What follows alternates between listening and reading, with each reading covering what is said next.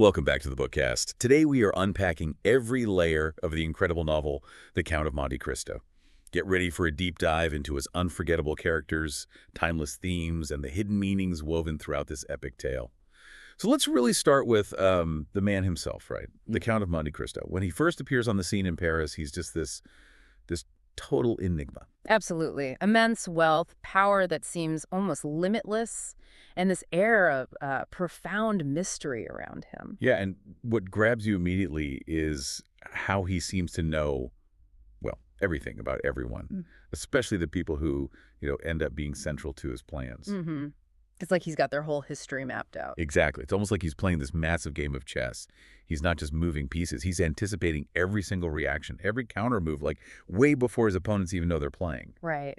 And his actions, they're never random, are they? Everything feels deliberate, calculated, far-reaching. He's pulling strings from the shadows. And he starts engaging with these really powerful figures. You've got Villefort, the prosecutor. Danglars, the banker. And the Morcerfs, this seemingly upright aristocratic family. And as he interacts with them, you just feel this tension building. You sense that each one is kind of marked, destined for this reckoning. A reckoning for things they did way back, things they probably thought were buried forever. Precisely. His arrival itself, it signals that something big is coming, like a cosmic rebalancing is about to happen. Cosmic, yeah. That's a good word for it. The way he just materializes, fully informed, perfectly prepared.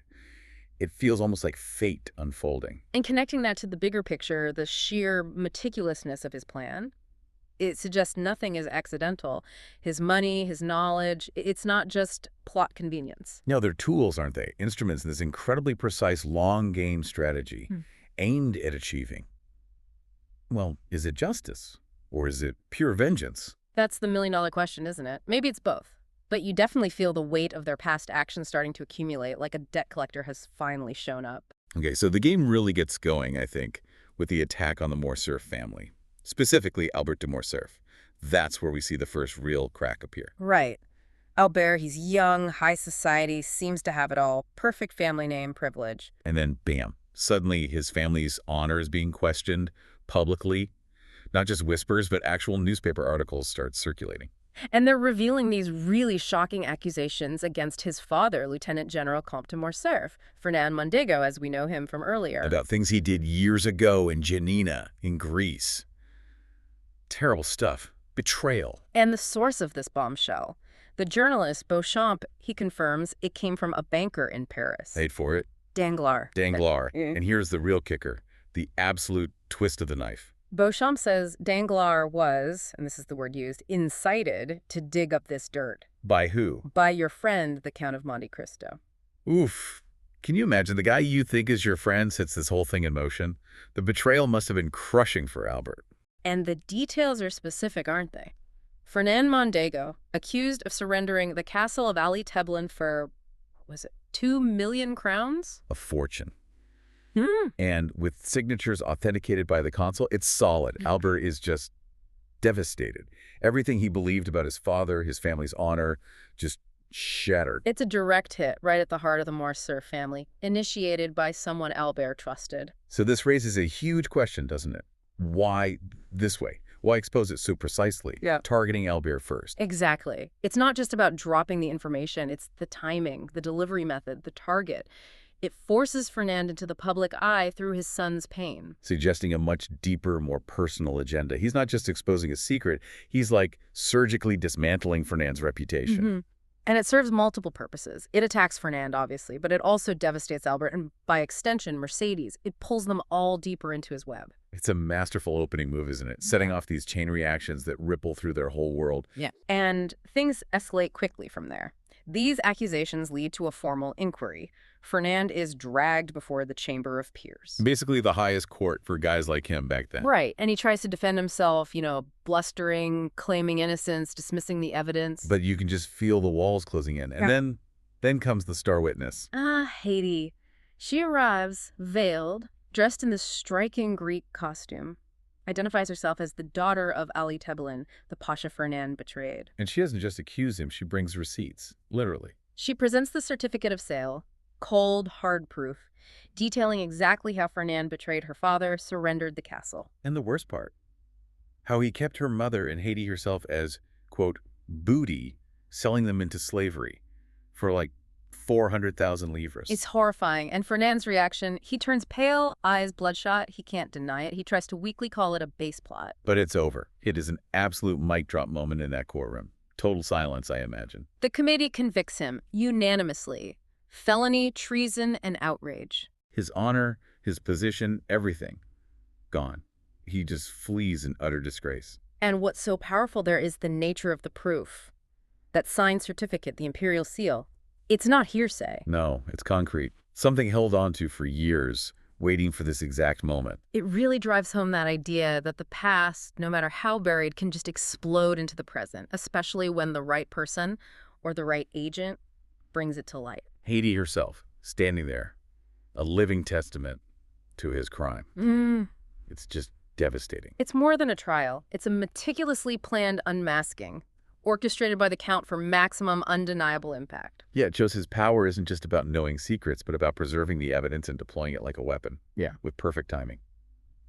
Okay, so let's shift gears a bit. Let's talk about the Villefort family. Oh boy, the outwardly respectable Villeforts. But underneath, it's like a dark, deadly secret unfolding, almost like a Greek tragedy playing out. It starts kind of subtly, doesn't it, with these mysterious deaths. Emisel and Madame de Saint-Méran first. Then Berrois, the loyal servant. These aren't natural deaths. And Dr. d'Avrigny, the family doctor, he picks up on it fast. He suspects poison. And he confronts Villefort directly. He lays out his suspicions. And his theory is chilling. He thinks the poison is aimed at Valentine, Villefort's daughter. And he connects it directly to money, doesn't he? He says she stands to inherit a double fortune. The implication is terrifyingly clear. Someone in that house wants her dead for her inheritance. But then you get this amazing twist, this really clever detail.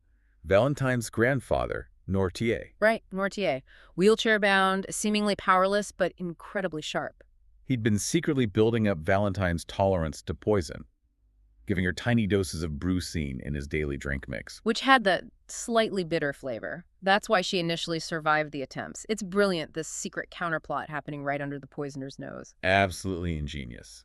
But even his efforts aren't enough in the end. Valentine is eventually overwhelmed. It seems like a double dose or maybe a different poison, but she appears to die. And the grief is immense, especially for Maximilien Morel, her fiancé. He's completely devastated, even threatens suicide. Wow. So connecting this to the bigger picture, what does this Villefort tragedy really tell us? Well, I think it powerfully highlights the corrupting influence of greed, doesn't it? And ambition, even within families that look perfect on the outside. Yeah, the sheer cold-bloodedness of it, the meticulous poisoning campaign. And Nortier's equally meticulous countermeasures. It's this silent, deadly battle of wills happening within the house. It's way beyond normal family drama. It's deeply sinister. And the fact that Valentine is the target.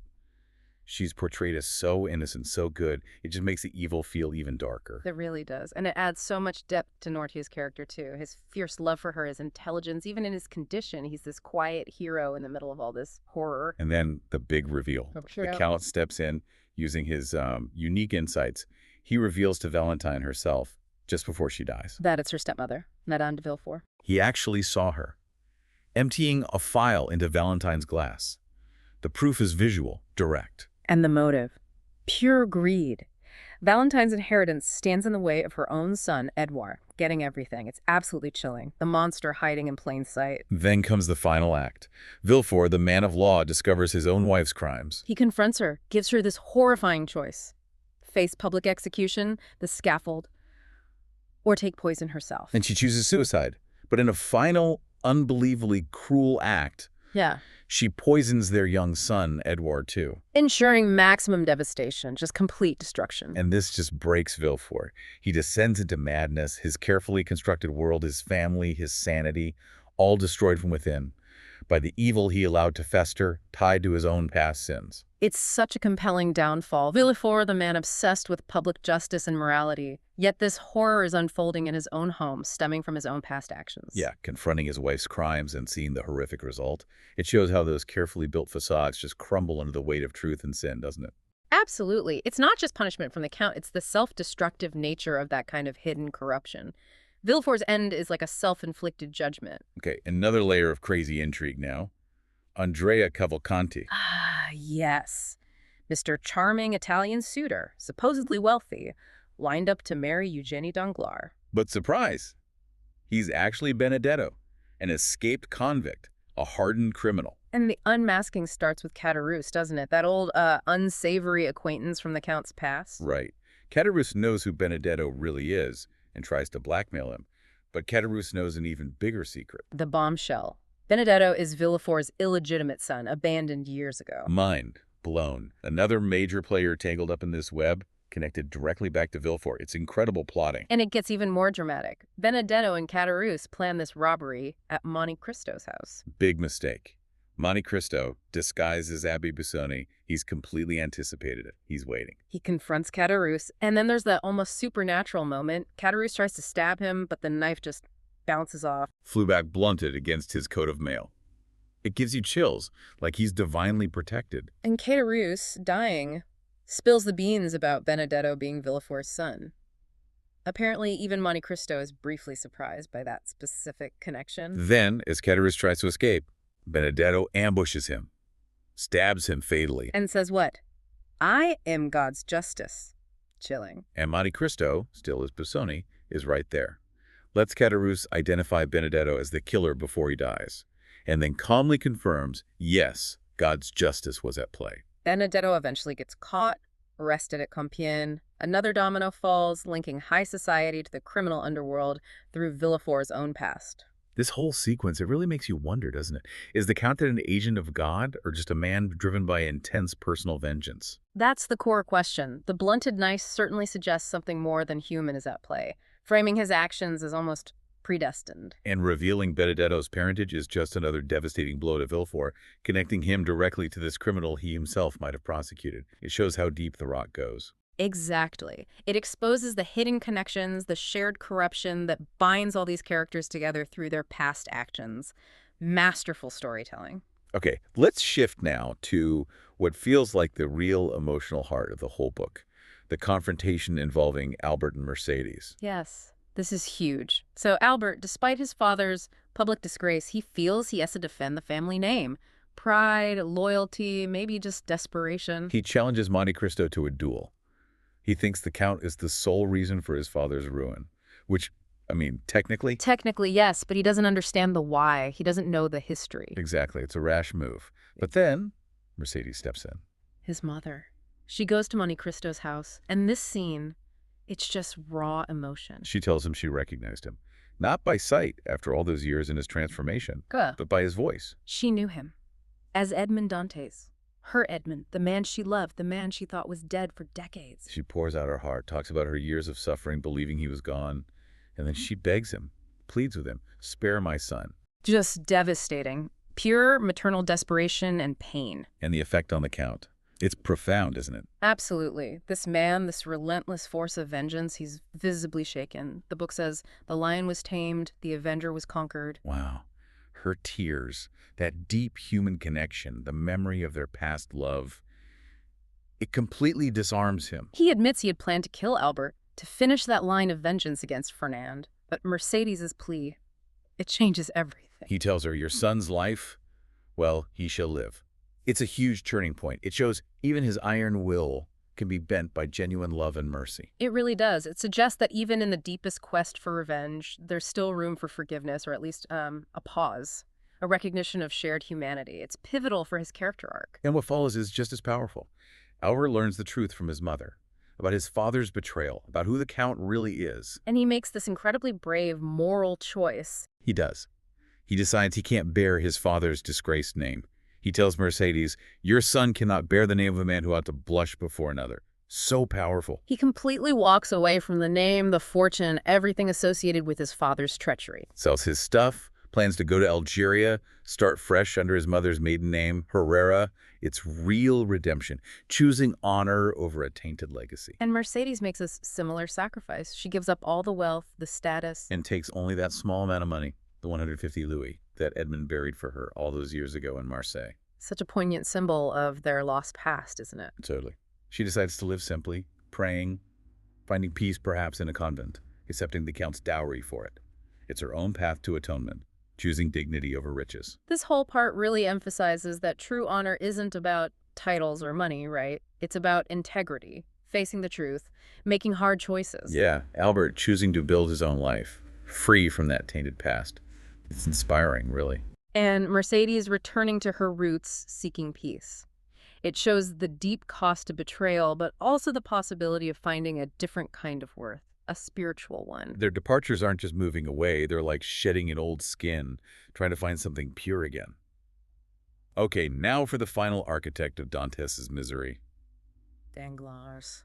The man driven purely by greed. Ah, Danglars. He gets perhaps the most elaborate comeuppance. He really does.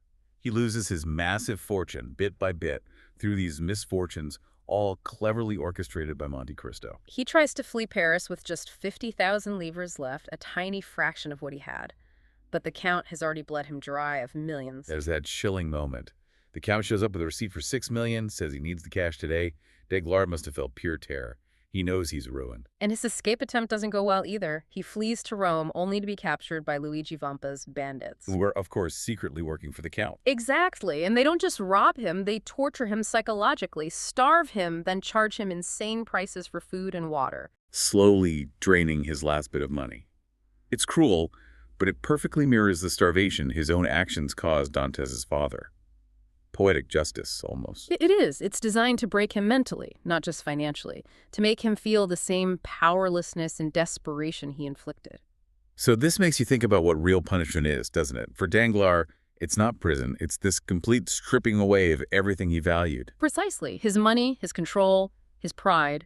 He built his life on greed and manipulation, and the Count dismantles it piece by piece, using those very tools against him. The psychological torment is key, making him utterly powerless. It's a custom-tailored destruction of his very identity. And then comes the climax, the final confrontation in the bandits' cave.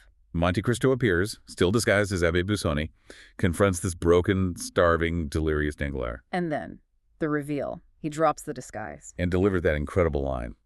I am he upon whom you trampled that you might raise yourself to fortune. I am he whose father you condemned to die of starvation. I am Edmond Dantes. Kills. Just imagine hearing that.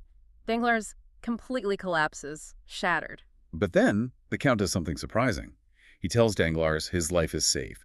He can even keep the last 50,000 livres. A pittance, really, a symbol of his utter defeat. Right. And crucially, the Count confirms that the 5 million Danglars stole from the hospitals. It's been restored.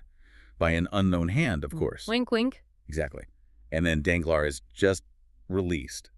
A ruined man stripped of everything, defeated by the ghost he thought he'd buried. And that detail about the hospital money, it shows the Count's justice isn't just personal, is it?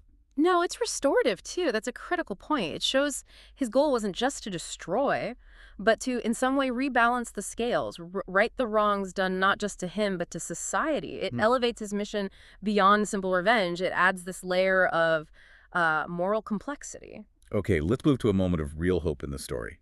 Maximilien Morel. Yes, a much-needed counterpoint to all the darkness. Maximilien is at Valentine's grave, completely lost in grief, about to commit suicide. It's a desperate scene. But Monte Cristo intervenes. He shows up there, almost like an angel, or maybe a guiding hand. And he reveals his true identity to Maximilien. He tells him, I am Edmond Dantes, the man who saved your father. The anonymous benefactor who sent the money, the ship Pharaon, saving the Morel family from ruin years ago. Maximilien is just floored. He realizes this mysterious Count is the same person who performed that miracle for his family, his benefactor, his savior. It's this incredible connection across time. And the Count, who brought ruin to so many, now offers pure grace. He stops Maximilien. He tells him Valentine's alive, gives him hope, offers him a future, tells him, your father's son shall not die today. Pulls him back from the absolute brink. It really shows the Count's duality, doesn't it? The avenger, yes, but also the redeemer, capable of immense kindness alongside the harsh justice. And the contrast here is so stark, isn't it? The villains, driven by greed and betrayal, they face ruin. But the Morels, who represent integrity, loyalty, goodness, they receive salvation. Yeah, it feels like there's a definite moral compass guiding the Count's actions, even amidst the vengeance. He punishes the wicked, but he protects and rewards the virtuous. Exactly. Saving Maximilien, ensuring the Morel family's continued prosperity, it balances the scales. It shows his justice isn't just about tearing down, it's also about building up, about preserving goodness. So where does this leave everyone at the end? The Count has basically completed his mission, right? Largely, yes. The main architects of his suffering have faced their reckoning. So he leaves Paris, sails away with Maximilian towards an unknown future.